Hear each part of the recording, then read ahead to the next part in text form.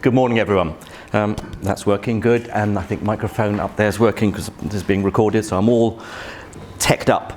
I'm a professor of physics, so my background is nuclear physics, quantum mechanics. I'm not an expert on AI, but as Adrian mentioned, I've also got this other side of my activities as a public scientist, I guess, for want of another word for it. And last September, I took over the presidency of British Science Association, for which the president is expected to deliver a keynote address at the annual British Science Festival, which was held in Hull last year. And the subject I chose was on AI and what it means for wider society. It followed on from a documentary I made for BBC 4 called The Joy of AI, in which I explored some of the implications, some of the emerging technologies, talking to people at places like DeepMind and so on about what is on the horizon. And so this talk is really about how AI is perceived by wider society, what are the challenges, what are the opportunities, what do we as an academic community need to be mindful of, but also what is exciting on the horizon.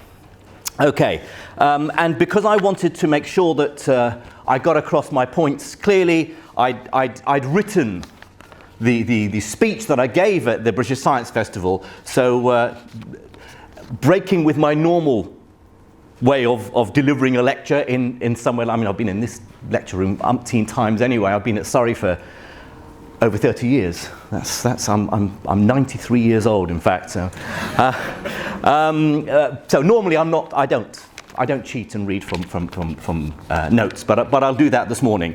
And what I'm going to do also is intersperse what I want to say with a few clips from my BBC documentary to make certain points. And also, I like showing off. You know, it was good as well. I'm quite proud of that program, in fact. Okay. We're used to living through technological changes, increasingly now, sort of more than ever, that affect all our lives, whether we're technophiles or technophobes. It's happening. By and large, it makes our lives more efficient, it makes our lives easier, gives us, the technology we have today is giving us access to information, to services, to better health, to more fulfilling lives. And digital technologies based on electronics, silicon chip, of course, we know have transformed the world beyond anything we could have imagined half a century ago.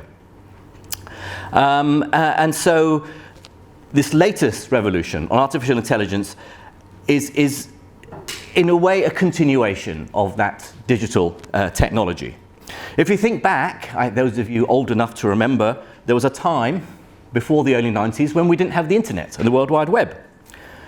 I remember actually here in the physics department at Surrey, I had just started a temporary lectureship, must have been 1992, and sitting in the staff common room over lunch and talking about this new thing called the World Wide Web, connecting computers so we can, it'll make sending emails. I don't even know if it was called emails back then.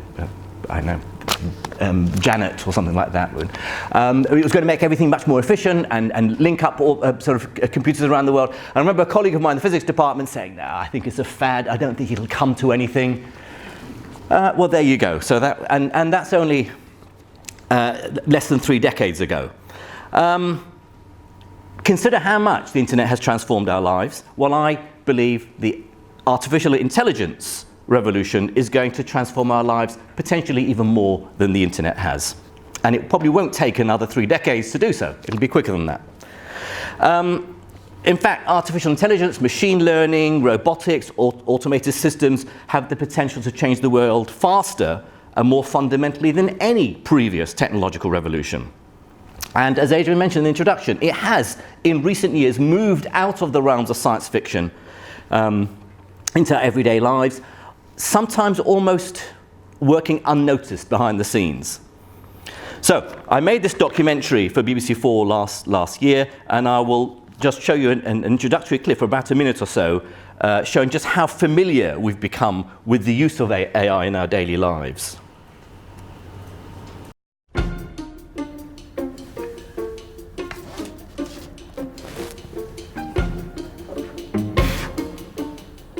don't know about you, but I can't remember the last time I used one of these to look something up. We all know we're in the midst of an AI revolution, changing the way we do almost everything. Instead, I use this, a computer. It's packed with AI technologies and it's linked online to so many more. Hey Siri, where's my nearest charity shop? The closest one I see is Age UK.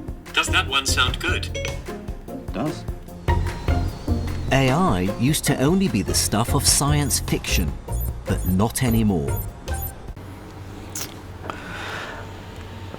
Okay, I mean, think back to some of the other major technological advances since the Industrial Revolution. Steam power, electricity, that have transformed our lives. They began by being useful in a very particular, specific applications, and only gradually did they become an integral part of our lives, and such that we look back very soon afterwards and wonder how we ever managed without them. AI is, I think, in a similar sort of vein. We're going to look back not far from now and wonder how we ever managed without it in the 21st century. But what does it mean? I mean, is this the AI, the world of the future that Hollywood often depicts, or in science fiction movies? Not necessarily AI involved there, but you know, the gleaming, the flying cars and the robotic dogs and whatever. Hollywood does a very good job very often of making predictions about the near future. They've got a lot of smart people advising them on what is likely to be coming behind the scenes. Of course, AI is coming. The issue is whether we understand it. The issue whether, when I say we, I don't mean practitioners in the field, I mean wider society. Are we ready for it? Okay, so here's another clip from my documentary. Some people are fearful for humanity's future in the age of AI, but I'm not so sure. Too often, this story is told as a battle between man and machine. But for me, it's about man working with machine. So what does AI actually involve, and where will it take us?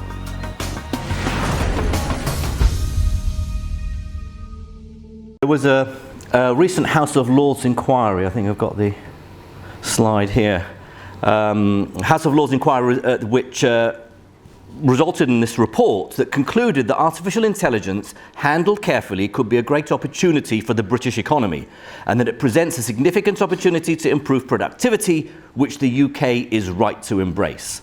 Now, their recommendations were designed to support the government in realizing the potential of AI for society, for our economy, but also, just as importantly, to protect society from its potential risks. So how do we as a society choose to respond to these risks, opportunities, challenges, and how are they going to affect us, how are they going to affect future generations? As with any new technology, we need to be ready for it. A week before I gave my presidential address at the British Science Festival last September, they held a press briefing in London. They do that every year, invite journalists along, and they will have a few speakers saying something about what they're going to present at the festival. Now, it's very nice if it happens to coincide with an important Nature paper or science paper that you're going to be talking about publicly for the first time at the festival. Great, then it's, everyone's happy because you're presenting cutting-edge science. But I was asked to say something about what I was going to talk about, and so I had there was a gathering of journalists there. I had about 5 minutes. It's like the way politicians, sometimes you hear on the news that, this afternoon the Prime Minister will be saying that, blah, blah, blah, blah. It's because the press have received some advance notice of what the subject's going to be. My point was that if the public don't understand AI and what it will mean, there's a danger that there will be a backlash. People will be afraid of it. Now, whether it's watching The Terminator, which is the bane of every AI researcher in the world, robots taking over the world, or whether it's a more mundane but more realistic worry about how AI is going to affect our jobs. And so I said, if there's going to be a public backlash, there's a danger that governments will also then sort of step away from it, leaving it in the hands of the few, increasing inequality and so on. So I said, we need to understand it. Well, I want to show you some of the newspaper headlines that followed on from that briefing. Some got it right, and I was perfectly happy. I won't name names of what papers did what. AI revolution at risk of being stifled in the UK by fear-driven backlash. Okay, that was a bit sensational, but it's more or less what I'd said. Artificial intelligence faces public backlash, warns science. I didn't say it was going to. I said we should try and avoid that happening. But fine. I'm used to talking to the media, so I know the tricks that they play. And I know that you have to give journalists the right story, otherwise they will twist it. But even I was sort of taken aback a bit by some of these headlines. One of the tabloids, fine, okay, they went for the Terminator bit, but nevertheless, fears of Terminator-style robot wars stop society benefiting from AI, expert claims. Fine. It's the ones that decided that... Oh, the other thing I said was that given all the important things we're discussing in the world today, leaving aside Brexit or Boris Johnson or any other B words that I'd rather not talk about this morning, the climate crisis clearly is vital to talk about. Talking about diminishing resources, environmental issues, extremist ideologies, there's lots of important things. And I said, probably the most important conversation we should be having as a society is about AI. Because in a sense, it may actually help us mitigate against the worst case scenarios of many of these challenges in the 21st century. It might actually help solve some of these problems. It's an important conversation to have. Well, one newspaper went with artificial intelligence is greater concern, not more importance or an important conversation to have. No, they decided that wasn't as sexy as concern. More of greater concern than climate change or terrorism, says Newhead. Right? So suddenly they've twisted it that it's something to be afraid of. And then other tabloids who weren't even at the briefing, who probably just saw this and thought, concern, yeah, not so interesting. How about artificial intelligence is a bigger threat than climate change or terrorism in capital letters, expert claim. Completely twisting. But if the media have this perception of AI in order to, clickbait, in order to sell newspapers and get more people on their online sites, then what hope does wider society have if these are the sorts of concerns? This is the way AI is being portrayed. Now, of course, it's true that as far as the media is concerned, fear sells. Okay, so you've got that. You've got Hollywood's depiction of machines taking over the world. Between them, they've added a lot of misinformation about AI. Now, the Terminator movies are fun, but do we need? We do need, as a society, to be more sensible about the risks of AI, because, of course, it is prudent, it is logical that we debate and invest in AI safely and ethically. Both we, as the public, wider policymakers, have a responsibility to understand the capabilities, the limitations of AI as it becomes increasingly part of our lives. And this will require an awareness of where and how the technology is being deployed. Now, of course, we all know, as I showed in that first clip, AI in some sense already with us. We have Apple Siri, Amazon's Alexa, Google Translate. We tend to be filled with wonder at some of these technological miracles. The fact that I can speak into my phone in English wherever I am in the world, and then just have it immediately translate and speak in any other language. Suddenly that's commonplace. Suddenly the fact that I don't need a phrase book wherever I go is that would have seemed miraculous 3 or 4 years ago. Now it's just normal, commonplace. So I thought what I'd want to do first is define what AI is, because AI can mean lots of things to lots of people, whether it's Internet of Things, whether it's machine learning, whether it's robotics. So I tried hard to try and find a reasonable, up-to-date definition. The current definition of AI is as follows. It's the broad range of technologies and the ability to perform tasks that would otherwise require human intelligence, like visual perception, speech recognition, language translation. It often has the capacity to learn or adapt to new experiences or stimuli. That's, of course, machine learning. But this definition is already looking out of date.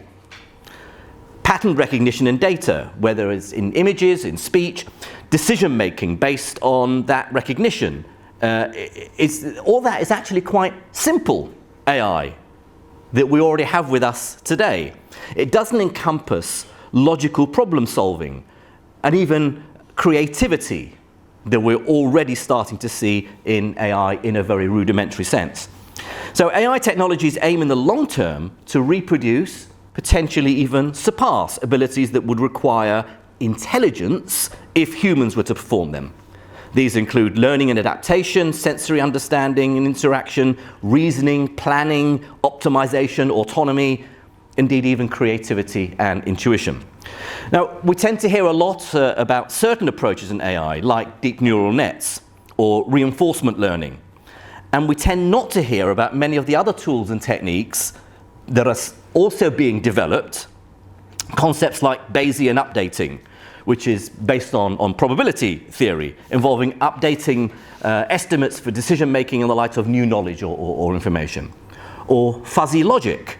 This is a method of decision-making that imitates humans in the sense that it doesn't have the hard edges of 0, 1, yes or no. It explores that grey area in between the black and white, something that seems to be disappearing from social media these days.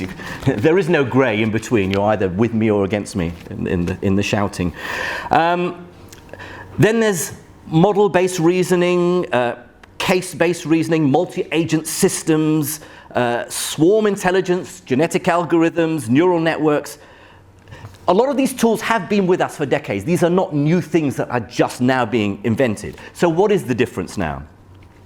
Well, often the debate surrounding the notion of super intelligent machines that far surpass our own cognitive abilities is actually something for the distant future. There aren't many AI specialists working today who would say that some sort of artificial general intelligence is somehow impossible.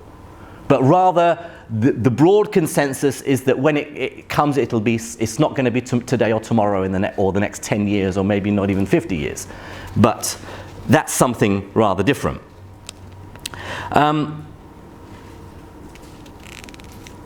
Artificial general intelligence is basically where machines do everything that humans can do and even potentially develop machine consciousness. Now, if we understood what consciousness really was, then we'd have a better idea about whether AIs could achieve it. Of course, the more immediate challenges and potential risks of AI are somewhat more mundane than machines becoming super intelligent and taking over the world. And there are several reasons for the growing interest and excitement in AI. I'll list 3 of them. Firstly, there have been a number of recent breakthroughs in AI research. Now, one obvious one is the work being carried out at Google's DeepMind, probably the foremost AI research organization in the world. By the way, British company based in London. Their deep neural nets, their reinforcement learning algorithms, demonstrated by the famous AlphaGo and AlphaZero. Already they're moving on from those algorithms, but those programs have shown that AIs are already able to exhibit rudimentary intuition and creativity. Human traits that you might think are a long, long way in the future from a dumb machine or computer. They're not. DeepMind researchers' work isn't secret. They publish their work in leading journals like Science and Nature. And so those sorts of algorithms, I'll say something about that in a moment, are already with us. The second reason for the current AI boom is, of course, the ever-growing amount of data that are available to be mined and analyzed, as well as being used to train AI systems themselves. The third reason is the incremental but relentless advance in computational power. That's not a surprise. It allows researchers to develop more sophisticated algorithms, and together with the internet means that the AIs have broken out of research labs and into cheaper, more affordable mobile devices, like our smartphones. So over the past decade, the most exciting development, without doubt, has been in artificial neural nets and machine learning, which are far more effective at a wide range of tasks because they are closer to replicating the way the human brain works. Much more so than what was called classical AI. And the celebrated example of DeepMind's AlphaGo program, I want to say something about that because that's what hit the headlines when it defeated the Grandmaster at the ancient game of Go. Now, computers beating humans at chess is no longer anything to get excited about. If there's enough computational power, you can program in its ability to sort of crank through all possible permutations, all possible moves into the future, and keep that, and then work backwards and decide which branch is the most beneficial. So sheer brute force computational power is enough for a computer to beat a human at chess. But Go is seen as a more creative game that is more than just brute force power.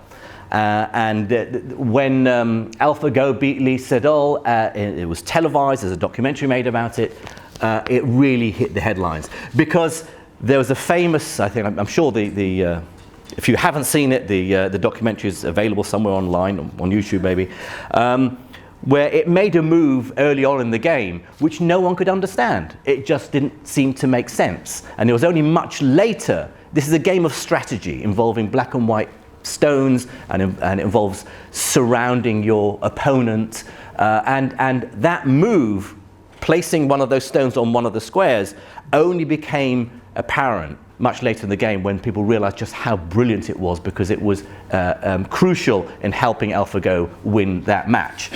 And it meant that people started to realize that it wasn't simply following a set of rules, a set of steps. It was learning as it went, and it was developing tricks that humans hadn't even thought of. And now grandmasters at Go are learning from these AI algorithms, which, by the way, can be taught to play a game.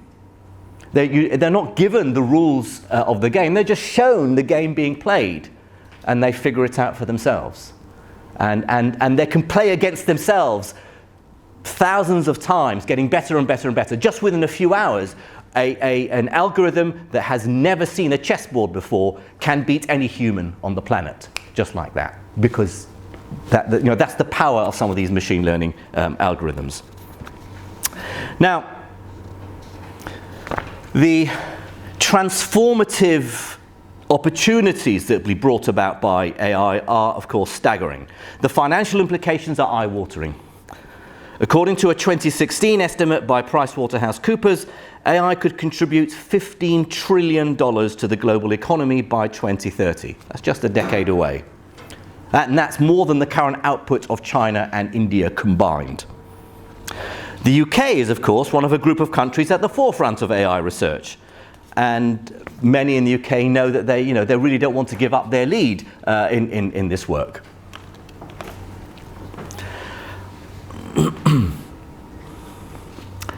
And it's understood that AI will offer massive gains in efficiency, in performance, across so many different industry sectors, drug discovery to logistics. Artificial intelligence, I think, handled with intelligence, could be a great opportunity, and should be a great opportunity. Not only in terms of increased efficiency, doing things more quickly, and increasing productivity, but in creating new jobs. I'm going to say something about the concern people have about how AI is going to take jobs, but in creating new jobs that haven't yet even been invented. New jobs that would require new skills that humans can then take on. So AI presents significant opportunities in solving complex problems, but we also, as a society and our government and governments around the world, have at the same time a responsibility to protect society from any potential risks or threats. So as the opportunities that AI provides society grow, so too do the potential risks. Namely, for example, that AI will proliferate uncontrolled and unregulated, in the hands of a few increasingly powerful tech firms, at the expense of transparency, privacy, equality, jobs. Those are the concerns that many people in society have. And it's not just because they don't understand what AI is about. It's actually, there are implications and concerns that need to be discussed and resolved. So let me talk about some of these issues. So firstly, there's this need for transparency. Unlike mistakes of the past, where there wasn't enough transparency about scientific and technological issues that impacted society, like nuclear power, genetic engineering, and so on, and other areas where scientists had stepped away, from bad science. The MMR debacle is a good example. There wasn't enough transparency, there wasn't enough engagement between the science, technology community and wider public. Therefore, we have to put at the heart of AI's development, the transparency at the heart of AI's development, and ensure that the necessary regulations are actually all in place. This doesn't mean a stark choice between transparency and innovation. As I've mentioned, access to large quantities of data is one of the factors that is fueling the current AI boom. But the ways in which data are gathered and accessed needs to change, so that innovative companies, as well as academia, group gathered here in this room, have to have the way we deal with AI, the way we deal with this data has to allow us, we have to have fair access to that data, while at the same time consumers need to be protected. The recent implications of, the recent implementation of GDPR goes some way towards protecting privacy, protecting data, but there's a long way that we still have to go. We still need to have much more awareness of where and when the new technologies are being deployed. So, for example, we're already starting to see the emergence of personalized medicine. We need to ensure that we are the custodians of our own health information. So we, as a society, need to develop new frameworks and mechanisms, like data portability and data trusts. And people are talking about this. It's not, I'm not saying something that's new that, oh goodness, yeah, that's a good idea, that's very important. It's happening already. Large companies that have control over vast quantities of data have to be prevented from becoming overly powerful. And it's encouraging to see that organizations and institutions in industry, academia, government, both central and local government, are already working to develop the tools that will allow users to gain a deeper understanding of what these algorithms are doing, and enable people to make decisions, to evaluate, to critique, to gain a measure of how much they should trust the AIs that are being used. Now, another concern is that AI technologies, advanced and unchecked and unregulated, could lead to greater inequality in society. Now, you talk to someone like people at DeepMind, and they will say, our ambition is to use AI to reduce inequality in society, to give access to people who don't have access to certain better standards of living, to improve their case. But I mean, the opposite could also happen, because you could see if AI is concentrated in the hands of the few, you get a bigger divide between the haves and have-nots in society. And we have to ensure that AI doesn't prejudice the treatment of particular groups. So that's a job not for academics working in the field, that's a job for policymakers, for politicians, for governments to worry about. Okay. Now, of course, a real worry is a potential, as I mentioned in my address at the British Science Festival, of a potential backlash against AI, either arising out of fear or simply out of misunderstanding what AI is and what it can do. in the same way that we saw certainly in Europe and the UK as well, as we saw towards genetic modifications in the 80s and 90s, GM food. When that happens, the public becomes disengaged. And if that happens, then our leaders and our policymakers see it as less of a priority. Why? Why risk dealing with issues that don't have public acceptability? As an informed citizen, seeing the problems we face in our communities from the outside, I'm well aware of, when I talk to politicians, of the budget constraints that they have, of the huge financial challenges of facing local authorities, for example. In the UK in particular, austerity is still an issue that we talk about and has been going on for the last decade. So if regulations that need to be in place come too late, then at the very least that will result in the technology not being used to its full potential. Possibly even a clampdown on use of certain aspects of AI in the public sector. But you can be sure that AI companies who are looking at profits are going to carry on working on it. You see, AI is coming fast. My point is not that we have to slow down these advances, or moratorium on certain aspects of the research, but rather that it's coming whether we like it or not. Let's make sure that we are prepared for it. Of course, over-regulation, the opposite, is also a concern, because it means that opportunities and life-changing benefits of AI will be lost, particularly, for example, in healthcare. So the thing is, society can be very unforgiving of any shortcomings in new technologies. Driverless cars is the classic example, right? Think of the many thousands of lives that could be saved if AIs were controlling, were driving cars. Removing all sort of human errors, tiredness, distraction, emotional arguing, shouting at the kids, or whatever it is. And yet, if AI causes a fatality, a car accident killing a human, we raise our hands in horror and say, this is terrible, this cannot be allowed. The fact that we may have reduced the deaths on the road by 2 orders of magnitude seems to by the by. It's somehow okay. Well, if humans are killing humans, that's more acceptable than machines killing humans, even if there are far fewer people dying. One of the lovely things about, say, driverless cars run by AIs is that they talk to each other. If I make a mistake out on the road, or do some sort of bad driving, then I would hope that I would not make that mistake again. I've learnt from it.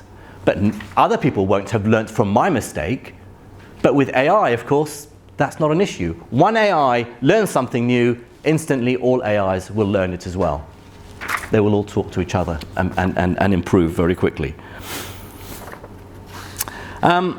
Another more powerful example came about from a BBC Horizon programme that aired last year that dealt with the sensitive issue of male suicide.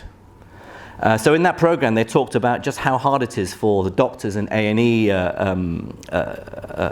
in hospitals to assess whether someone who has attempted to take their own life might try again. And therefore the doctors have to take that difficult decision as to whether or not to section them for their own safety. Well, a team of researchers, as described in this documentary, a team of researchers in Florida developed a machine learning algorithm that can analyze the hundreds of different risk factors associated with suicide. Sociological factors, physical, mental illness, and so on. And they looked at thousands of US patients and how these risk factors interact and influence the way people behave in a way that is far more accurate than any doctor can. And they found that the algorithm is 90% accurate in predicting whether a person may attempt to take their own lives in the future, and therefore could help the doctor make a decision on whether or not it will be safe to send someone back home. Now, if a doctor was that confident, we'd have no issue with their decision. Say, to section a patient. If they say, I'm 90% confident, based on all the factors here, that this patient is likely to try and attempt in the near future to take their life again. We'd say, right, thank you, doctor, that's good enough. And yet, we would have a huge problem letting a machine make such a decision, even though the technology could help save thousands of lives. And it's difficult to rationalize this deep sense of unease about AI, even though it might improve lives. Somehow we still see it as a threat. So these are important ethical issues. But what about the more immediate issue that a lot of people are concerned about, I guess quite rightly, which is that AI, robotics, and automation will take our jobs. So I'll show you another clip. With AI muscling in on ever more of what we do ourselves, it's no wonder many worry about how the AI revolution might change our lives. Revolutions make people nervous, especially when they're not the ones in control. Probably the biggest fear is that AI might take people's jobs and they might never find work again. One of the concerns of AI is that it is leading to this huge technological revolution that is going to affect society. Yes. I mean, we can't stop it, we can't mitigate against it. And nor can we deny that there's change coming. But I think we can now look ahead and go, new jobs are coming in the way that new jobs came because of computers. And think how many people have jobs that are now only doable because they have a computer, have become possible or were invented because you have computers.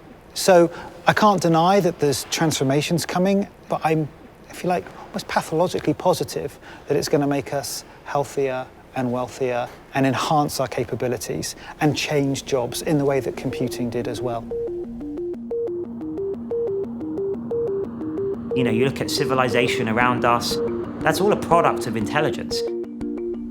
And I think of AI as a powerful tool, perhaps the most powerful tool of all, that will allow us to reach the full potential of humanity. So, AI researchers talk about how AI is going to transform the workplace and taking over certain tasks in the same way that the industrial and any technological revolution has done, going back hundreds of years. We can't predict the future, so we can't say how many jobs will be impacted by AI, robotics, and automation. There's a report that says 15 million jobs in the UK will be affected. Not lost, but affected. But where does that number come from? If we're talking 5 years from now, then obviously it's going to be much lower. It's not going to be 15 million jobs affected. If we're talking 30 years from now, then it's a number that nobody can predict, and therefore it's meaningless. Okay, so this idea of putting a number on the number, I mean, it just doesn't make any sense at all. Undoubtedly, of course, new jobs will be created as AI takes over current tasks. Indeed, automation has always replaced humans, going all the way back to before the Industrial Revolution. You know, steam power replacing humans. They're going all the way back to the plough. So in itself, that isn't new. Technology is replacing humans. And the economy will, I believe, adapt to AI as it does to all new technologies in time. Technology also hasn't historically led to long-term unemployment. It's displaced workers from specific tasks and altered the types of jobs that are available. AIs and robotics can replace workers entirely, of course. They can undertake tasks that would be unsafe or unfeasible for human workers, or they can enhance workers' productivity. And there are lots of examples available of how that may happen. Many jobs will be enhanced by AI, many will disappear, of course. Many new, as yet unknown jobs will be created. Now, what that means, of course, is that a significant investment by governments in skills and training is necessary if this disruption is going to be navigated sensibly, successfully, and to the benefit of the working population. The growth from AI isn't, of course, guaranteed, and we need to consider carefully how AI is going to be used to raise productivity. Because new technology shouldn't be viewed as a general panacea for our economic problems. Recently, the Bank of England's chief economist, Andy Haldane, warned that large swathes of the workforce in Britain could in the coming years face unemployment as AIs and robots take on many low-skilled jobs. But other commentators point out there's no reason not to expect AIs to create as many jobs as it takes away. And as I say, I don't talk about taking over jobs, I say taking over tasks as part working alongside. And that clip, at the beginning of the lecture I showed you from the program, working alongside AI, not AI replacing us. Of course, there are many jobs that we feel AIs could never replace us at. There was a recent survey, so this graph here shows that there are various areas where people are nervous about AIs taking over. In particular, you can see the large bars on the left, care of children, elderly and disabled, where we sort of feel that the human interaction, particularly with healthcare and looking after the young and the elderly, there needs to be the human interaction. Interestingly, that figure would look rather different if you were to take the survey in Japan, where they are much more open to having robot AI companions for the young and for the elderly. So it's also culture dependent. So are there tasks AIs will find too difficult to ever replace us at? Of course, undoubtedly there are many jobs that require human interaction, in particular, that we may not wish for machines to ever replace us. Social care, dealing with the young and the elderly I mentioned, vulnerable people in the communities. AI can have a role alongside us, but not to replace us entirely. So I want to show you a final clip. The hardest challenge of all for AI must surely be that uniquely human ability that relies on our understanding of concepts. Language. So how well can an artificial intelligence today simulate real human-to-human conversation?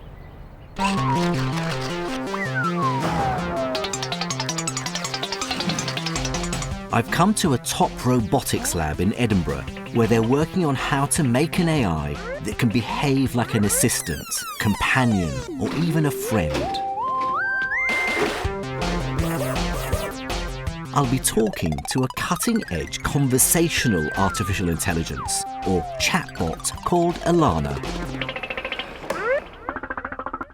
Usually, Alana's just a disembodied voice, but today, especially for me, Alana will be routed through a rather cute robot. Hello, good morning. How are you doing? Right, let's get to know one another.